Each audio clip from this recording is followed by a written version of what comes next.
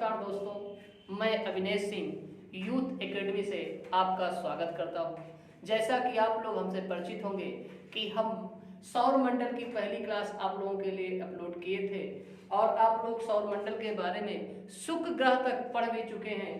उसके आगे की क्लास आज हम आपको फिर दिखाने जा रहे हैं। कुछ शुक्र के बाद मंगल है, पृथ्वी है, इसके बारे में भी आपसे लोगों से बात की जाएगी। आपको पृथ्वी के बारे में कुछ बताया जाएगा। इससे पहले हम आपको बता दें कि जिन छात्रों ने हमारी पहली क्लास नहीं देखी है सौर मंडल की, वो आपको लिंक में दिया हुआ है, डिस्क्रिप्शन बॉक्स पे जाके आप उसको देख सकते हैं। उसके बाद दूसरी क्लास भी आप देख सकते हैं, तो आपको पूरी तरह से सौर मंडल समझ में आ जाएगा। क्योंकि इसमें कुछ छोटे छोटे क्वेश्चन बनते हैं, कुछ हाई लेवल से अच्छे क्वेश्चन बन के आते हैं। तो हम लोग शुक्र ग्रह तक अगली क्लास में बात कर चुके थे। अब इसके आगे हम लोग पृथ्वी को पढ़ेंगे, मंगल को पढ़ेंगे। उससे पहले हम आपको बता दें कि सौर मंडल जो आप देख रहे हो, आप चित्र से ही इसमें अच्छे से अच्छे क्वेश्चन कर सकते हो। अधिक से अधिक क्वेश्चन आप इसी से ही प्राप्त कर सकते हैं। जो छोटे छोटे क्वेश्चन पूछते हैं, किसका बड़ा है, किसका छोटा उपग्रह है, कौन कितना किसके पास है, तो उन सब बातों पे हम लोग चर्चा करेंगे।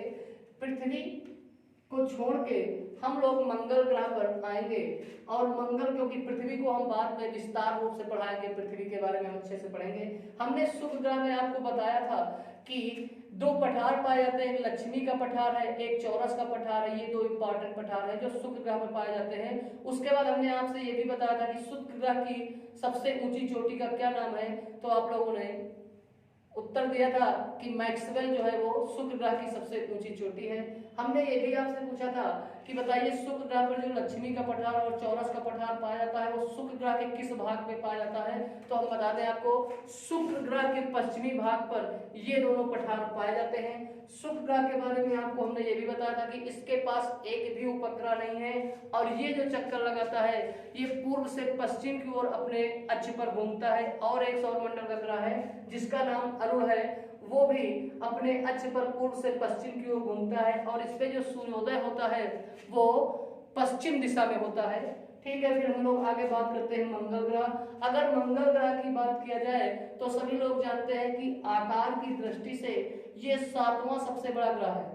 अगर बात की जाए मंगल तो आकार की दृष्टि से ये 7वां सबसे बड़ा उपग्रह है। इसके पास दो उपग्रह हैं जिसका एक नाम आपको डिवोस दिखाई दे रहा होगा और एक दिखाई दे रहा है फोबोस। इसमें एक और क्वेश्चन पूछा जाता है कि सौर मंडल का सबसे छोटा उपग्रह कौन सा है, तो सौर मंडल का सबसे छोटा उपग्रह डिवोस को कहा जाता है। डिमोस को कहा जाता है। डिमोस किस उपग्रह का ग्रह है, तो आप किस ग्रह का उपग्रह है, तो आप बताओगे मंगल ग्रह का यह उपग्रह है। यह सबसे छोटा उपग्रह है। और बात किया जाए मंगल ग्रह, तो मंगल ग्रह के पास दो ही उपग्रह है। अब बात किया जाए कि मंगल ग्रह जो है वो सूर्य का एक चक्कर कितने समय में पूरा करता है, तो मंगल ग्रह सूर्य का एक चक्कर 687 दिनों में पूरा करता है। मंगल ग्रह 687 दिनों में सूर्य का एक चक्कर पूरा करता है। ये भी पृथ्वी की तरह पश्चिम से पूर्व की ओर घूमता है। मतलब ये कहने का है कि इस पे भी सूर्योदय जो होता है वो पूर्व दिशा में होता है। मंगल ग्रह की बात की जाए, इसके रंग के बारे में पूछा जाता है कि लाल रंग का ग्रह किसे कहा जाता है, तो मंगल ग्रह को लाल रंग का ग्रह कहा जाता है क्योंकि इसके पास मंगल ग्रह अगर बात की जाए तो इसके पास आयरन ऑक्साइड जो है लगभग 10% पाया जाता है, जिस कारण से मंगल ग्रह का रंग जो है वो लाल हो जाता है। ठीक है, इसलिए लाल दिखाई देता है। आयरन ऑक्साइड की अधिकता के कारण इसका रंग कैसा है, लाल है। ठीक है, इसका रंग लाल है। उसके बाद आपसे पूछा जाता है कि बताओ मंगल ग्रह की सबसे ऊंची चोटी का क्या नाम है। सबसे ऊंची चोटी या पर्वत का क्या नाम है, तो मिक्स ओलंपिया।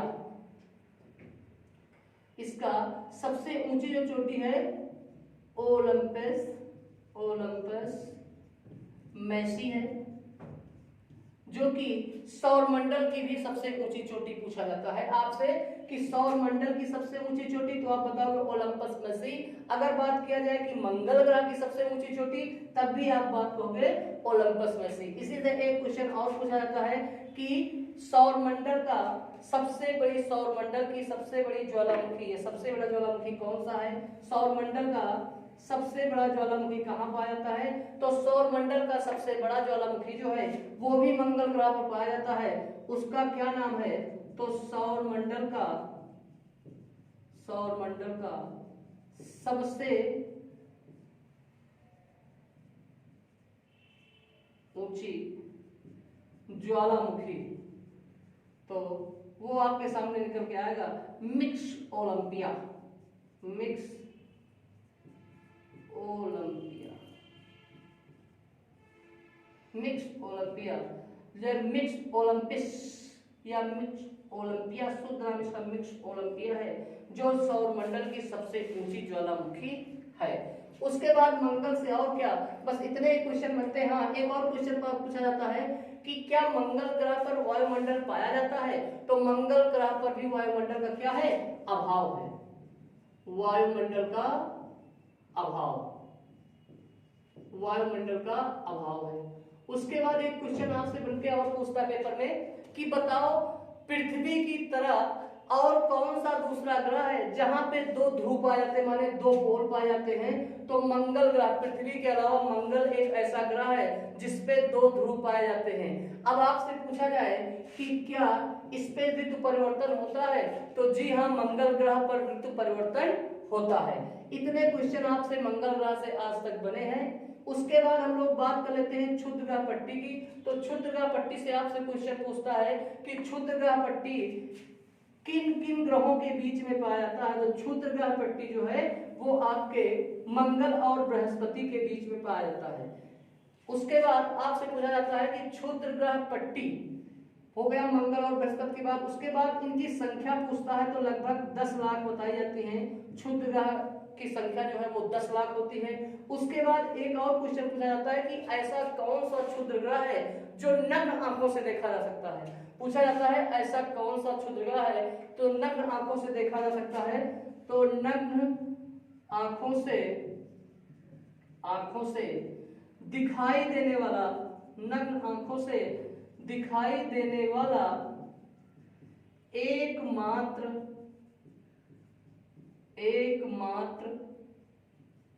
क्षुद्र ग्रह, एकमात्र क्षुद्र ग्रह जिसका नाम है फोरबेस्टा,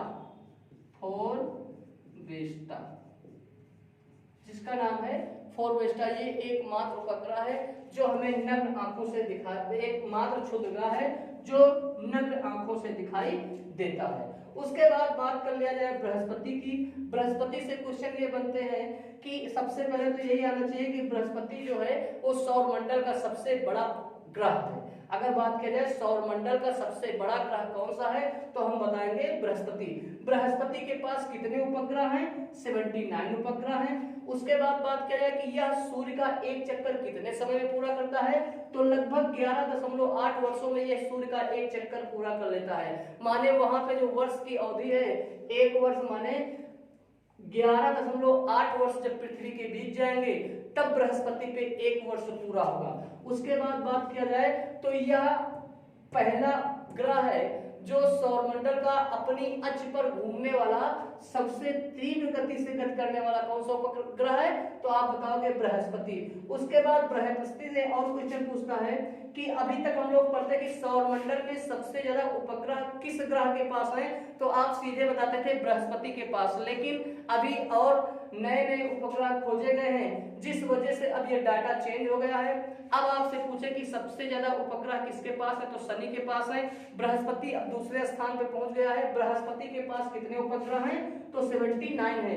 उसके बाद आपसे पूछता है कि सौर मंडल का सबसे बड़ा उपग्रह का क्या नाम है? सौर मंडल का सबसे बड़ा उपग्रह, सबसे बड़ा उपग्रह तो हम लोग बताते हैं गैनीमेड को। गैनीमेड को सौर मंडल का सबसे बड़ा उपग्रह गैनीमेड का है। गैनीमेड है, और गैनीमेड जो है वो किसका उपग्रह है, तो बृहस्पति का है। दो तरीके से क्वेश्चन पूछता कि सौरमंडल का सबसे बड़ा उपग्रह किस ग्रह के पास है, तो आप बताते हो बृहस्पति के पास, या ऐसे पूछे सौरमंडल का सबसे बड़ा उपग्रह, तो आप बताओगे गैनीमेड। कहा जाता है कि जितना बड़ा बुध ग्रह है उससे भी बड़ा कौन है, गैनीमेड, उससे भी बड़ा हमारा ग्रह है एक गैनीमेड। उसके बाद बात कर लेते हैं कुछ पलायन वेग का। तो सब लोग जानते हैं कि हमारे पृथ्वी का जो पलायन वेग है वो 11.2 किलोमीटर प्रति सेकंड है। उसी प्रकार से अगर पूछ लिया जाए कि सबसे अधिक पलायन वेग किस ग्रह का है, तो सबसे अधिक पलायन वेग बृहस्पति का है। सबसे अधिक पलायन वेग, सबसे अधिक पलायन वेग किसका है, तो बृहस्पति का है। कितना है, 59 किलोमीटर प्रति सेकंड। 59 किलोमीटर प्रति सेकंड। कहने का मतलब यह है कि अगर किसी टुकड़े को या किसी को बृहस्पति से बाहर भेजना है तो उसकी जो स्पीड होगी वो 59 किलोमीटर प्रति सेकंड के हिसाब से जब फेंका जाएगा तभी वो बाहर जा पाएगा, नहीं तो फिर वापस किसके पास आ जाएगा, बृहस्पति के पास। तो आपसे पूछा जाए कि सबसे अधिक पलायन वेग किस ग्रह का होता है, तो आप बताओगे बृहस्पति का।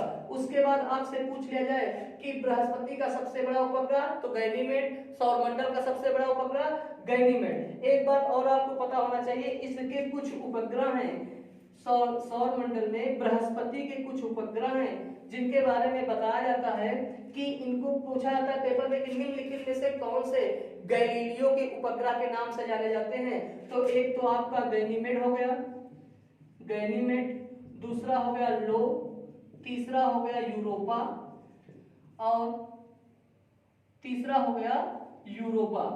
इन तीन उपग्रहों को यूरोपा, इन तीन ग्रहों को उपग्रहों को गैलीलियो, गैलीलियो उपग्रह के नाम से जानते हैं। गैलीलियो उपग्रह के नाम से जानते हैं। पेपर में आ जाए कि निम्नलिखित में से कौन सा गैलीलियो का उपग्रह, गैलीलियो उपग्रह किस गैलीलियो उपग्रह है, तो आप बताओगे इन तीनों को गैलीलियो उपग्रह के नाम से भी जाना जाता है, क्योंकि गैलीलियो ने 1610 ईस्वी में 1610 ईस्वी में इन उपग्रहों की खोज की थी, इसलिए इनको गैलीलियो उपग्रह के नाम से जाना जाता है। सब लोग जानते होंगे गैलीलियो किस देश के निवासी हैं, तो गैलीलियो इटली के निवासी हैं। इटली से याद आता है, आपको पता होना चाहिए, पूछा जाता है कभी कभी पेपर में आ जाता है, ऐसे आपको मॉडल पेपरों में दिखाई देता है कि यूरोप का भारत किसे कहा जाता है, तो यूरोप का भारत कहा जाता है इटली को, क्योंकि इटली जो है वो कृषि प्रधान देश है। जिस तरह से भारत हमारा कृषि प्रधान देश है, वैसे इटली भी एक कृषि प्रधान देश है, इसलिए यूरोप का भारत किसे कहते हैं, इटली को। और गैलीलियो कहाँ के निवासी थे, इटली के। इन्होंने गैनीमेड, लो, यूरोपा जैसे उपग्रहों की खोज की, जिस वजह से इनको गैलीलियो उपग्रह भी कहा जाता है, गैलीलियो उपग्रह के नाम से भी जाना जाता है। और अब इसके बाद, और ये भी जानते हो कि इनके पास उपग्रहों की संख्या कितनी है, 79। बात कर लीजिए जाए शनि की। अब बात करते हैं शनि की। तो शनि सौरमंडल का दूसरा सबसे बड़ा ग्रह है। सौरमंडल जो है, सौरमंडल में दूसरा सबसे बड़ा ग्रह शनि है। आपको ये भी पता होना चाहिए कि सौरमंडल में सबसे ज्यादा उपग्रहों वाला ग्रह किसे कहा जाता है, किसको रखा जाएगा श्रेणी में, तो शनि के पास सौरमंडल में, शनि जो है सौरमंडल का ऐसा ग्रह है जिसके पास सबसे ज्यादा उपग्रह हैं। उपग्रह की संख्या अगर बात किया जाए तो इनके पास 82 है। उसके बाद दूसरी बात एक और बता दें कि अगर बात पलायन वेग की किया जाए कि पलायन वेग शनि का अधिक है कि बृहस्पति का, तो बृहस्पति से कम पलायन वेग है शनि का। अगर कभी पूछ लिया जाए कि शनि का पलायन वेग कितना होता है, शनि ग्रह का, शनि का पलायन वेग कितना होता है, तो 36 किलोमीटर प्रति सेकंड। 36 किलोमीटर प्रति सेकंड शनि का पलायन वेग होता। कहने का मतलब यह है कि शनि को, अगर शनि ग्रह से बाहर किसी पिंड को भेजना है तो उसको इतनी तेज से फेंका जाए कि उसकी स्पीड जो हो वो 36 किलोमीटर प्रति सेकंड के हिसाब से हो, जिससे वह वस्तु पूरा पुनः शनि पे वापस न आए। उसके बाद बात किया जाए कि शनि का सबसे बड़ा उपग्रह, तो शनि का सबसे बड़ा उपग्रह टाइटन है। उसके बाद बात किया जाए कि शनि का सबसे छोटा उपग्रह, तो शनि का सबसे छोटा उपग्रह जिसका नाम है फोबे। टाइटन के बारे में और आपको एक जानकारी दे देते हैं। टाइटन जो है वो शनि का सबसे बड़ा उपग्रह है। उसके बाद सौरमंडल का यह एकमात्र ऐसा उपग्रह है जिसके पास खुद का वायुमंडल है, स्वयं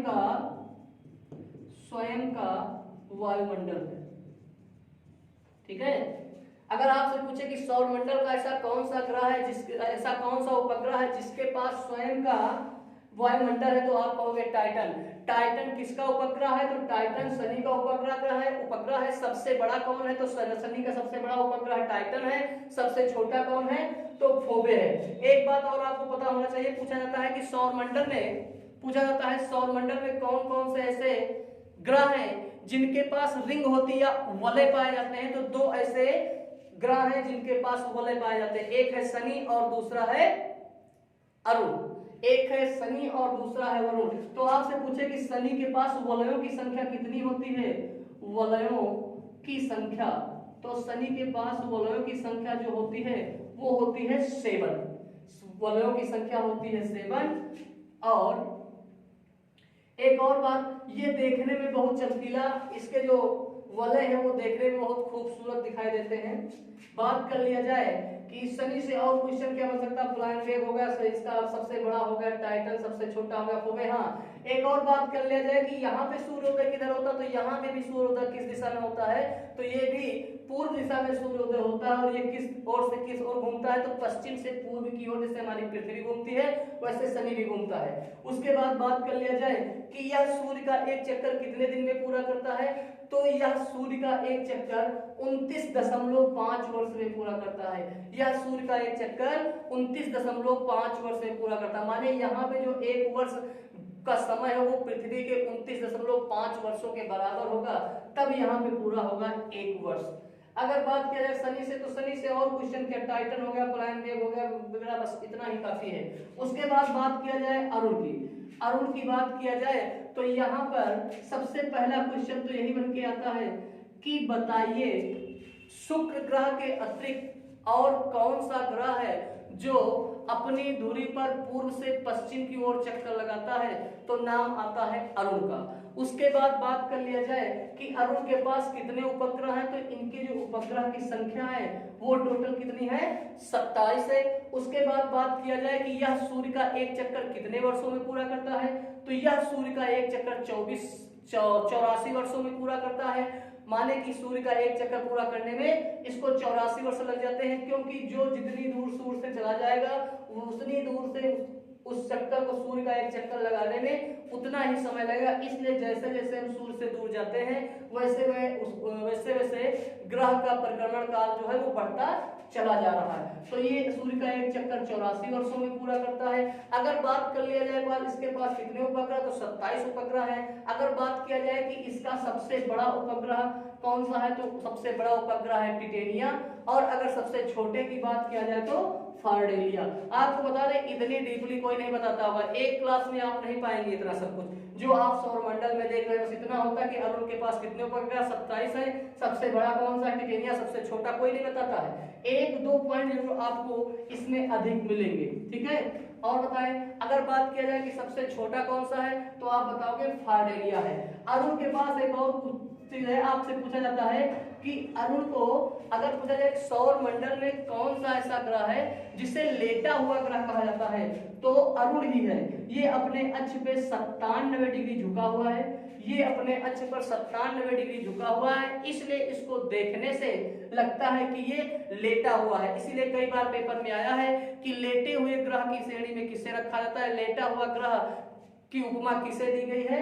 तो लेटे हुए उपग्रह की, जो लेटे हुए ग्रह की श्रेणी में अरुण को रखा गया, क्योंकि ये 97 डिग्री पर झुका हुआ है। ठीक है, उसके बाद यहाँ पर भी पूछा जाता है कि इनमें वलयों की संख्या कितनी होती है? माने रिंगों की संख्या कितनी होती है, वलयों की संख्या कितनी होती है? वलयों की संख्या कितनी होती है? तो इनमें सबसे ज्यादा वलयों की संख्या पाई जाती है 10।